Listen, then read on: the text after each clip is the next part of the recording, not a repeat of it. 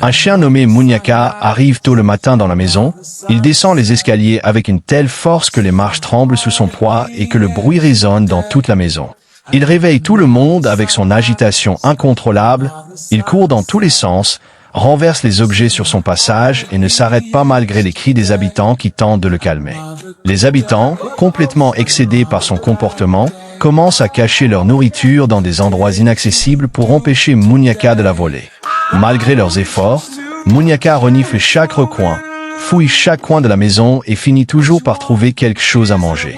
Un homme, à bout de patience, attrape Muñeca et le jette dehors sans la moindre hésitation. À peine sorti, Muñeca lève la tête, hume l'air et repère immédiatement une table dressée pour une grande cérémonie, couverte de poulets rôtis, de plats généreux et de victuailles en tout genre. Sans la moindre gêne, il s'approche du groupe rassemblé pour la photo, s'installe parmi eux avec un cuisseau de poulet fermement tenu entre les mâchoires et pose comme si tout était parfaitement normal. Son propriétaire, épuisé par ses bêtises répétées, décide de le laisser seul à la maison sans s'en occuper davantage.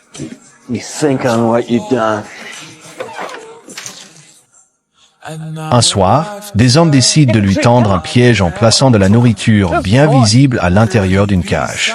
Muñeca, attiré par l'odeur, entre sans méfiance et au moment où ses quatre pattes touchent le fond de la cage, il referme la porte derrière lui. Il l'emmène alors loin dans la nuit vers un endroit qu'il ne connaît pas. Ses nouveaux gardiens tentent de l'intégrer de force à une meute de chiens de traîneau habitués à travailler dans la neige et le froid. Muñeca ne comprend rien aux règles, ne maîtrise pas les commandements et perturbe l'équilibre de toute la meute. What have you done now?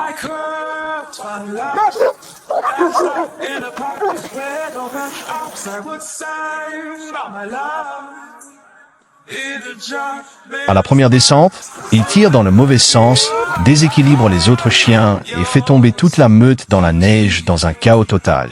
Après de nombreux échecs, de nombreuses chutes et de nombreuses humiliations, Muñeca commence à observer, à apprendre et à comprendre le fonctionnement de la meute. Il finit par maîtriser le traîneau avec précision, il aide les autres chiens à trouver de l'eau cachée sous les couches de neige et il gagne peu à peu le respect de chacun dans la meute. Mais un chien plus ancien le prend en grippe et refuse d'accepter sa montée en puissance. Ils se battent avec violence. Muñeca reçoit des coups puissants et tombe lourdement au sol. Il reste immobile un instant puis se relève lentement. L'autre chien fonce sur lui une nouvelle fois avec encore plus de rage. Cette fois, Muñeca esquive, attrape son adversaire à la gorge avec une poigne de fer et le projette violemment dans la neige. Le combat s'arrête là.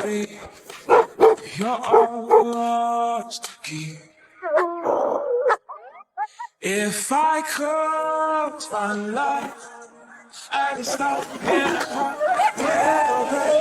I would save all my love in the dark, later spots, still in my beating heart. Un jour, la femme du nouveau propriétaire glisse sur la glace, perd totalement l'équilibre et tombe dans une eau glacée et profonde. Muñeca réagit en une fraction de seconde, se jette à l'eau sans hésiter pour la rejoindre et parvient à la pousser vers le bord. Mais épuisé par l'effort et paralysé par le froid, il commence lui-même à couler et se noie sous les yeux de son propriétaire. Son propriétaire crie son nom à plein poumon, complètement désespéré et incapable d'atteindre son chien. Un passant qui observe la scène tend rapidement un long bâton à l'homme pour qu'il puisse creuser la neige et atteindre Muñeca. L'homme saisit le bâton, commence à creuser frénétiquement puis s'arrête brusquement, le souffle coupé, car il réalise que c'est Muñeca lui-même qui lui avait tendu ce bâton depuis l'eau avant de couler. Le propriétaire prépare un grand voyage en traîneau et décide au dernier moment de ne pas mettre Muñeca en tête, pensant qu'un autre chien ferait mieux. Il place un nouveau chien à l'avant pour diriger la meute. Mais ce chien refuse catégoriquement d'avancer, il se fige sur place et tourne la tête vers Muñeca comme pour lui dire que la place de chef lui appartient. Les autres chiens font exactement la même chose car toute la meute sait instinctivement qui est vraiment le meilleur. Le propriétaire, contraint et forcé, finit par céder et installe Muñeca en tête du traîneau. Le voyage commence et Muñeca guide la meute avec assurance à travers les étendues de neige.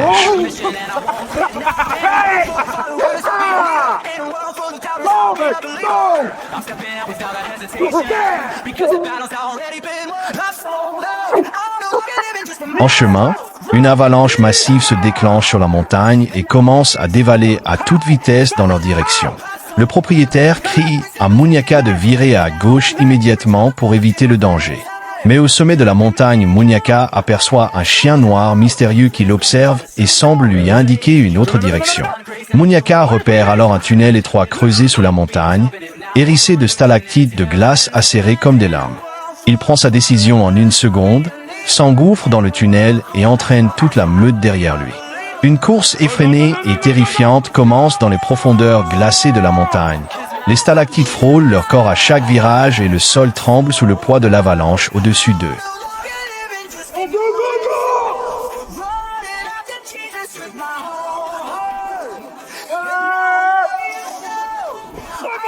Ils ressortent de l'autre côté du tunnel à pleine vitesse, entiers et sans la moindre blessure.